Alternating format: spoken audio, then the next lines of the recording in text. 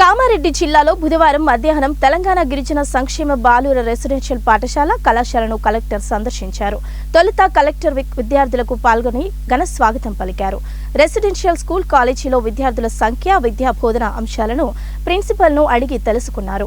ఈ సందర్భంగా కలెక్టర్ మాట్లాడుతూ విద్యార్థులకు మంచి విద్య, భోజనం మెనూ ప్రకారం అందించాలని తెలిపారు.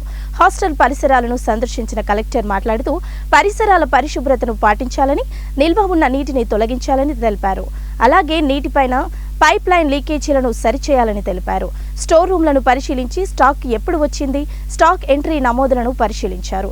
బియ్యంలో రాళ్లు, పురుగులు లేకుండా శుభ్రం చేసి వంటకు ఉపయోగించాలని, ఇతర సరుకులు సరిచేయాలని తెలిపారు.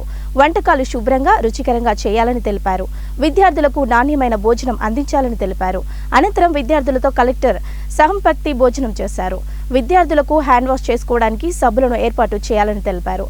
హాస్టల్లోని మెస్ ప్రకారం ప్రతిరోజు చేసే వంటలను పరిశీలించాలని అన్నారు.